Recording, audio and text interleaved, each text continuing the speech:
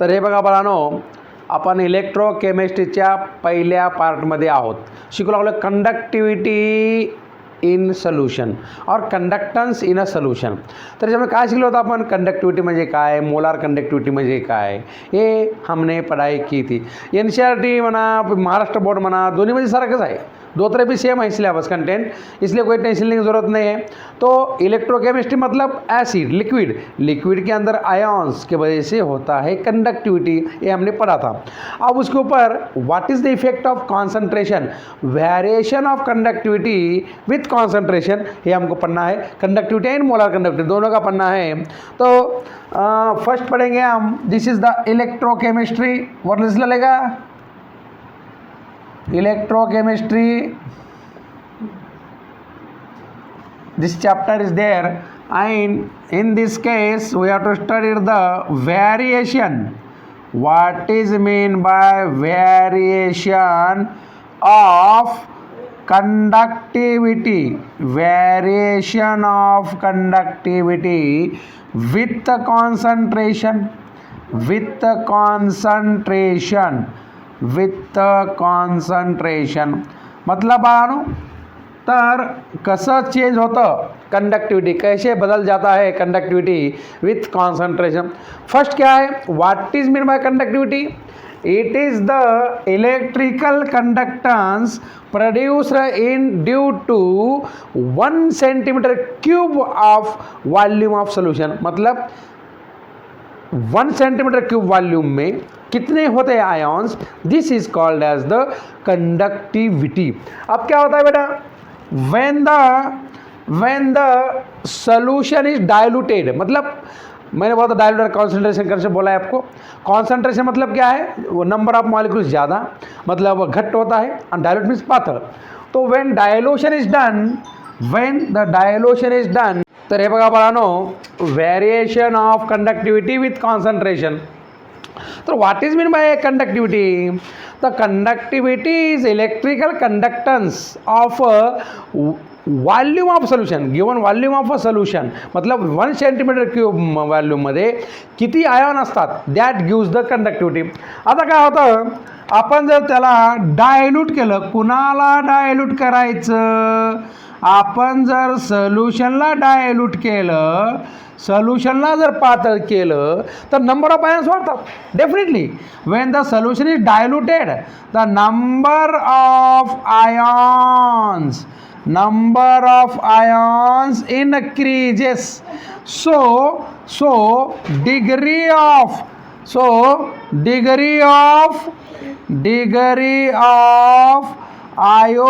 ionization increases. Degree of ionization increases. तर dilute जर केलं तर नंबर ऑफ आयन्स वाढतात. नंबर ऑफ आयन्स वाढलं की आपलं काय होतं, डिग्री ऑफ आयोनायझेशन वाढते. पण बाळांनो, लक्ष द्या इकडं, की जे व्हॉल्यूम ऑफ गिवन व्हॉल्यूममध्ये जे आयन्स आहेत, तर number of ions decreases. Number of ions decrease कुठं, पर युनिट व्हॉल्यूम. म्हणजे दिलेल्या व्हॉल्यूममध्ये आयॉनची संख्या कमी होते, दॅट इज कन्सेप्ट. तर डिक्रीज झाल्यामुळं काय होतं, इवर कंडक्टिव्हिटी आल्सो डिक्रीजेस. तर असं तुम्हाला माहिती करावं लागतं, लक्षात ठेवावं लागतं आहे, आणि तुम्हाला पॉईंट टू पॉईंट माहिती द्यावं लागतं. तर कंडक्टिव्हिटी म्हणजे काय, पहिल्या पॉईंटमध्ये लिहायचं. डायल्यूट झाल्यानंतर काय होतं, number of ions increases, but degree of ionization increases. Then number of ions per volume decreases. So conductivity also decreases. हे झालं तुमचं variation of conductivity with concentration. तर हे बघा पोरांनो, आता पुढला पार्ट आहे variation of molar conductivity. Variation of molar conductivity, ह्याचं नावच आहे मोलार कंडक्टिव्हिटी विथ कॉन्सन्ट्रेशन. मतलब क्या है बेटा, सुन ले, ऐकून घे की मोलार कंडक्टिव्हिटी म्हणजे काय. तर एक मोल इलेक्ट्रोलाइट वॉल्यूम ऑफ सोल्यूशनमध्ये किती कंडक्टिव्हिटी असते, किती मोलार कंडक्टिव्हिटी असते, it is called as the molar conductivity. तर डबल ऐकून घे. The conductivity in 1 mole of volume, 1 mole electrolyte of volume of solution in a given volume of solution is called as the molar conductivity. आता काय होतं? on dilution, what happen? on dilution dilute जर केलं तर number of ions increases, number of ions increases per volume, per mole of solution, per mole of a solution. So क्या होता है फिर? The molar conductivity also increases.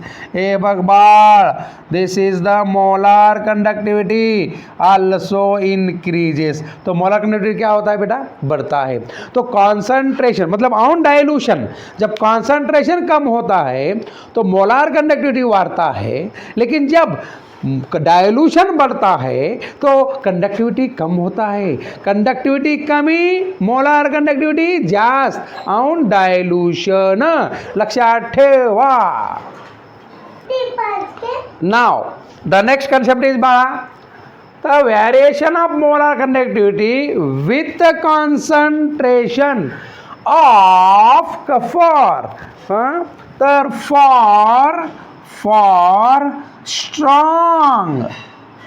for strong and weak electrolytes. देख बेटा, आता तुला माहीत पाहिजे स्ट्रॉंग इलेक्ट्रोलाइट आणि वीक इलेक्ट्रोलाइटचं काय होतं. तर अशा प्रकारे this is the variation of molar conductivity with concentration for strong and weak electrolyte.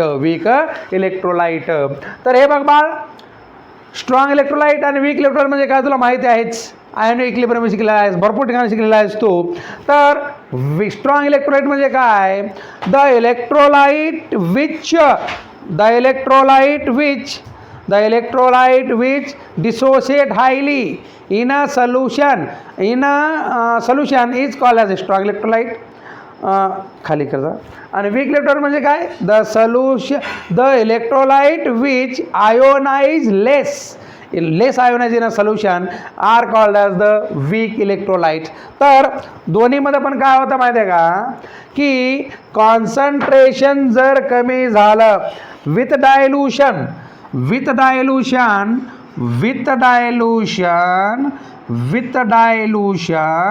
हे बघ बाळ, with dilution molar conductivity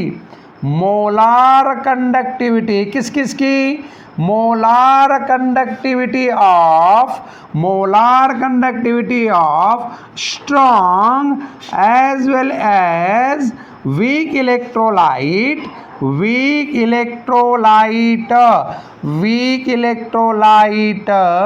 increases. तो ये देख बेटा, तो with dilution molar conductivity of strong and weak electrolytes increases. Definitely दोनों में बढ़ते रहता है वो. उसके अंदर ये जो वेरिएशन ऑफ मोलार कॉन्सेंट्रेशन अब स्ट्रॉन्ग एंड वीक इलेक्ट्रोलाइट में बढ़ता है डायल्यूशन के साथ. अब ये जो रिलेशन है, दिस रिलेशन मतलब molar conductivity of strong electrolyte कैसे होता है विथ कॉन्सेंट्रेशन. देखिए, तो molar conductivity of at any concentration is equal to molar conductivity of finite dilution, और ये is the and this is the mole constant. A is a constant and square root concentration. In this way for varies. अब graphically बात करेंगे हम, तो graphically जो बात करेंगे बेटा, तो this square root concentration and there is a molar conductivity at dilution. तो यहाँ पे क्या होता है? This gives a straight line graph with concentration for strong electrolyte. ये जो है ना बेटा, this curve is for strong electrolyte. किसके लिए? ये स्ट्रॉन्ग इलेक्ट्रोलाइट के लिए है। और यहाँ पे क्या देता है? This is gives the molar conductivity at zero concentration और इन्फिनिट डाइल्यूशन। अब क्या होता है? There is a curve line for weak electrolyte. ये जो है ना, this is for weak electrolyte. मतलब आपको अगर क्वेश्चन का पता होगा तो JEE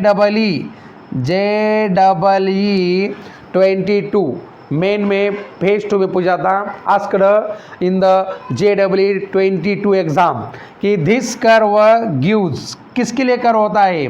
तो this curve for the weak electrolytes. तो उसके अंदर ऑप्शन दिया था CH3COOH, NaCl, SCl, HNO3। तो वीक इलेक्ट्रोलाइट कौन है इसके अंदर बेटा? एसिटिक एसिड है, CH3COOH। अगर केमिस्ट्री आप अच्छे से पढ़ते रहोगे ना तो आपको वीक इलेक्ट्रोलाइट क्या है, स्ट्रॉन्ग इलेक्ट्रोलाइट क्या है, ये चीज़ें समझ में आती है, इसमें कोई टेंशन लेने की ज़रूरत नहीं है। लेकिन विथ डाइल्यूशन कैसे चेंज होती है conductivity, this is the common factor of this chapter.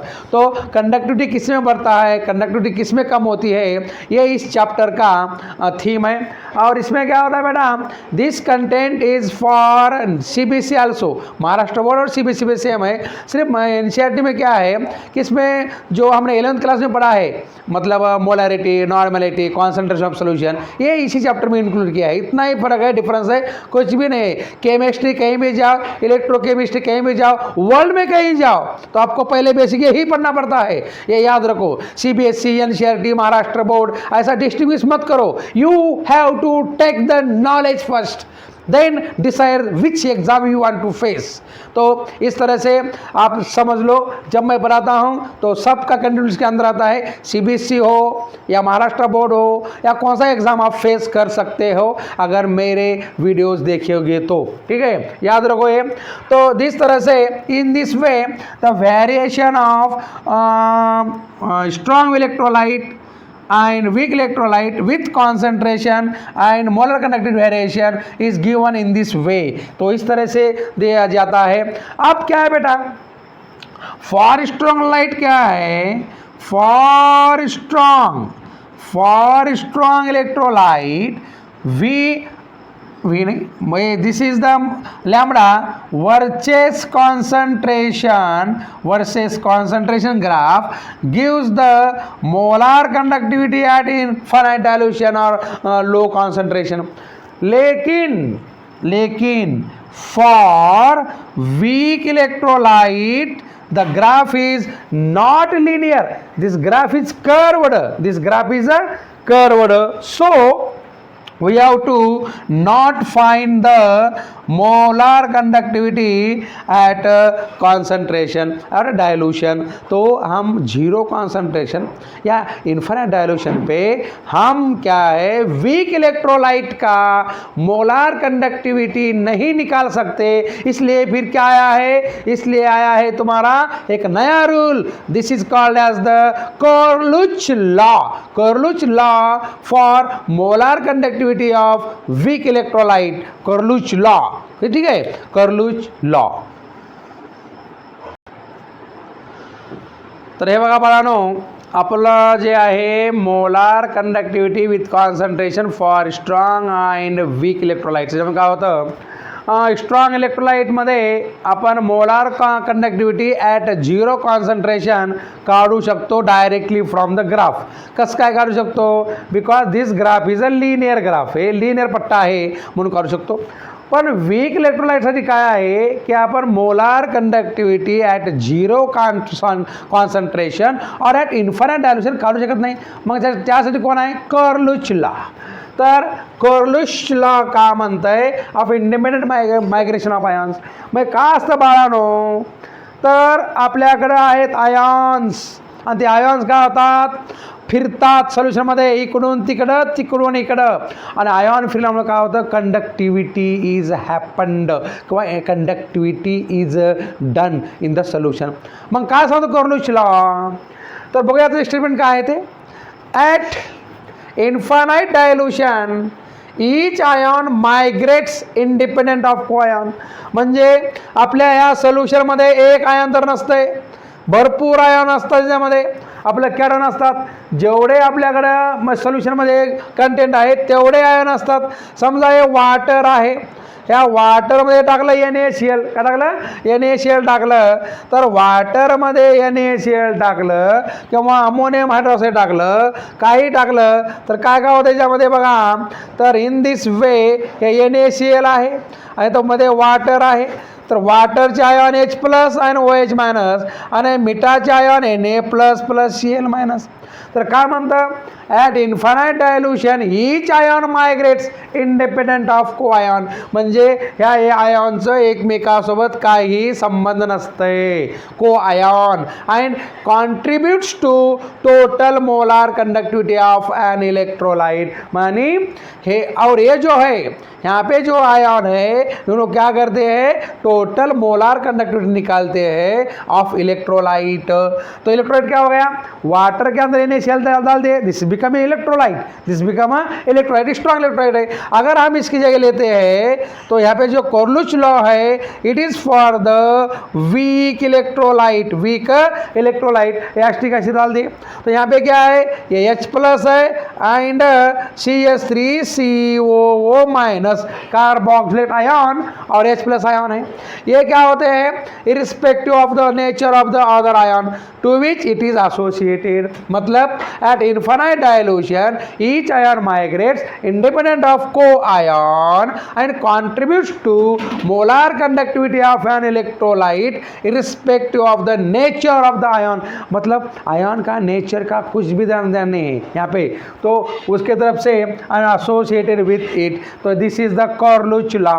मतलब the molar conductivity totally depend upon the cations and anions present in the solution, and this law is useful to derive the molar conductivity at zero concentration or at infinite dilution. infinite dilution मतलब कैसे निकालते हैं बेटा, तो ये ले लो, molar conductivity at zero concentration is equal to number of cations into molar conductivity of cation at zero concentration plus number of anions, negative anions, और molar conductivity of that anion. तो ये है तुम्हारा molar conductivity at zero concentration और eight infinite dilution. अगर infinity है, infinity मतलब molar conductivity eight infinite dilution है, तो क्या होता है बेटा, यहाँ पे होता है 1/n plus lambda plus infinity plus 1/n minus lambda minus at infinite direction. इसके ऊपर हम प्रॉब्लम भी लेने वाले हैं. तो this is the first know that the Kohlrausch law क्या बोलता है. कोरलुच लॉ बोलता है कि वीक इलेक्ट्रोलाइट में जो ग्राफ था molar conductive versus concentration, square concentration, this is curved not linear, so there is no calculation from the graph lambda 0. मतलब molar conductivity at zero concentration निकाल नहीं सकते, इसलिए कौन आया, कोरलुच लॉ आया. कौन आया, कोरलुच लॉ. तो कोरलुच लॉ क्या निकालता है, molar conductivity at zero concentration और at infinite dilution of weak electrolyte, ठीक है. तो ये है तुम्हारा Kohlrausch law. It is for zero concentration, it is for infinite dilution, ठीक है. अब इसके हम पढ़ेंगे एप्लीकेशंस. तो ये बेटा this is a Kohlrausch law. Then we have to discuss about the application of Kohlrausch law. और ये सोल्यूशन क्या है बेटा, ये number of cations, this is a molar conductivity of cation at zero concentration. number of anions, this is the molar conductivity of anions at a zero concentration. तो ये किसको क्या बोलते हैं पहले याद होना चाहिए, तोच तुमको समझ में आएगा केमिस्ट्री, कोई सी भी चीज़ समझना है ना तो उसको तुमको पढ़ना चाहिए किसको क्या बोलते हैं बेटा, वरना वासन मुटेगा तेरा। वासम, वंगड़ा वास, वास दोन प्रकारचे असतात। वास जो होते हैं ना दो तरह के होते हैं, एक होता है सुगंध और दूसरा होता है दुर्गंध। तो तेरा दुर्गंध ही दुर्गंध उठेगा अगर तू पढ़ाई नाही करेगा तो। पढ़ाई के बारे में बोल रहा हूँ, वास अंगाचं वास तर उठते तुझं, आंघोळ नाही केल्यावर ते गोष्ट वेगळी आहे। पण हे वास कसा आहे, अभ्यासाचा वास उठला पाहिजे, सुगंधी वास। तर ॲप्लिकेशन ऑफ कोरलुचला, पहिला लॉ क्या है बेटा, this is used to calculate, this is used to calculate molar conductivity of electrolyte, weak electrolyte at zero concentration। कैसा है, फॉर एग्जाम्पल अगर आपको निकालना है मोलार कंडक्टिविटी ऑफ कसला आहे KCl, बेरियम हायड्रॉक्साईड, तर आपण काय करू, बेरियम हायड्रॉक्साईड घेऊया। It is the weak electrolyte. तो इसका क्या होता है बेटा, तो व्हाट हॅपन हियर, हे तुकडे कसे होतात, त्याचे तुकडे तुला पहिले पाडता आले पाहिजेत। जर तुकडे जर पाडता नाही आलं म्हणजे डिसोशिएट जर नहीं करते आया, नहीं कर आएगा तो तू कुछ भी नहीं कर पाएगा। तो ये है बेरियम +2 + 2OH माइनस। तो ये आपको प्रैक्टिस से आएगा, धीरे धीरे आएगा, लेकिन लक्ष्य देना पड़ता है, कॉन्सेंट्रेट करना पड़ता है। तो यहाँ पे 2 है, तो क्या होता है बेरियम का, पहले एक ही है, मतलब क्या आता है lambda barium +2 at 0 concentration plus 2 × lambda 0, मतलब molar conductivity of 0 at 0 concentration of OH minus ion. इस तरह से हम निकल सकते हैं इसका। अगर किसी का निकलना है मोलार कंडक्टिविटी ऑफ KCl, तो सीधा से निकलता है molar conductivity of K plus at 0 concentration, molar conductivity of KCl at 0 concentration. मतलब किसी का भी मोलार कंडक्टिविटी ऑफ इलेक्ट्रोलाइट निकालना है 0 कॉन्सेंट्रेशन का, तो हम निकाल सकते हैं इससे। दूसरा क्या है, this law is useful to determine the molar conductivity of weak electrolyte from strong electrolyte. कैसा, फॉर एग्जाम्पल लिख ले बेटा या समझ ले पहले, example molar conductivity of CH3COO acetic acid is a weak electrolyte, निकालने का है कैसा, from KHCl from sodium acetate, ये जो है ना वीक होता है, weak base NaOH, weak basic salt है ये, और ये NaCl, तो इसके पास से कैसा निकालेगा, तो ये बताने वाला कौन है, कोरलुचला। कौन है ये, कोरलुचला। कोले नहीं, क्रिकेट मध्ये कोहली जातो तुला, कोहली कुठं रे, कोरलुचला, त्याचा भाव आहे त्याचं, हां कोरलुचला। तर अशा प्रकारे बाळा इसका तुझे निकालना है, तो इसके पास से तुझे निकालना पड़ता है ये CH3COOH। तो कैसा काटेगा, तो this CH3COOH at 0 concentration is equal to, तो क्या आता है यहाँ पे, molar conductivity of HCl plus molar conductivity of CH3COONA minus molar conductivity of NaCl। अगर ये निकालोगे, इसकी वैल्यू दिया तो यहाँ पे पुट कर दो, लेकिन नहीं, आगे जाना तो क्या होता है फिर, ये lambda H + 0 plus lambda Cl - 0, lambda होता है, प्लस यहाँ पे क्या है lambda CH3COO - 0 plus lambda Na + 0, कौन बोलता है, कोरलुचला। ये माइनस लैम्बडा Na + 0, उसका माइनस ब्रैकेट में लिखो, तो इसका जो पूरा होता है माइनस होता है, माइनस लैम्बडा 0 Cl माइनस, क्या क्या cutting, this plus minus cutting, this cutting, राइंग ओनली दिसिंग, तो क्या होता है ये lambda 0 CH3 COO minus plus plus क्या ये रह गया अभी लैम्बडा 0 H प्लस। तो इस तरह से हम निकाल सकते हैं molar conductivity at 0 concentration of acetic acid. तो इस तरह से आपको अगर इसकी वैल्यू देता है डायरेक्टली तो ये पुट कर दो, अगर आपको ये देता है ये और ये देता है इसका तो मोलार कंडक्टिविटी तो एट 0 कॉन्सेंट्रेशन वन लिख दो।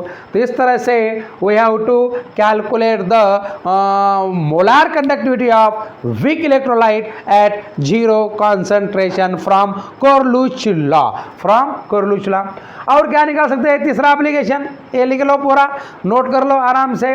द थर्ड एप्लीकेशन इज बेटा लक्ष दे, द तीसरा एप्लीकेशन आहे to find degree of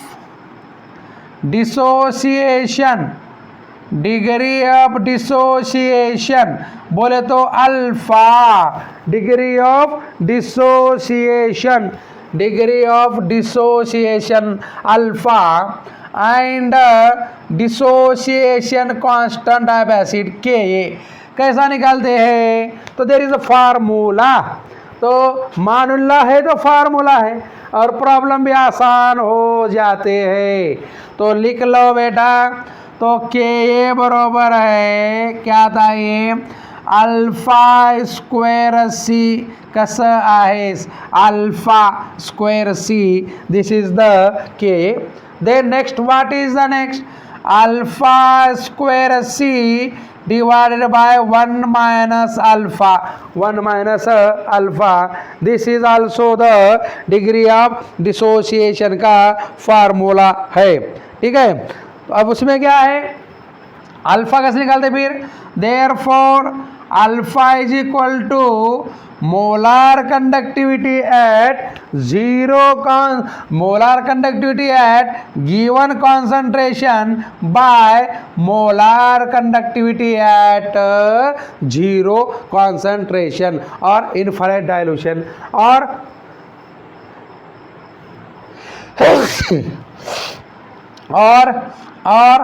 alpha is equal to molar conductivity at given concentration by molar conductivity at infinite dilution, जो दिया है उसके से आप अल्फा निकाल सकते हो। अल्फा की वैल्यू कीप करो और निकालो K a is the dissociation constant. Alpha कौन है degree of dissociation, K a कौन है dissociation constant of acid, this is in the ionic equilibrium. और इसके ऊपर के प्रॉब्लम लेने का है, हर तरह का प्रॉब्लम लेना है, और ये प्रॉब्लम लेने के बाद और इसके बाद एक छोटी सी थ्योरी है सेल कांस्टेंट की, उसके अंदर में आने वाला है कबीर, या कबीर बनोगे या बकरा खाओगे, पढ़ोगे नेक्स्ट लेक्चर में।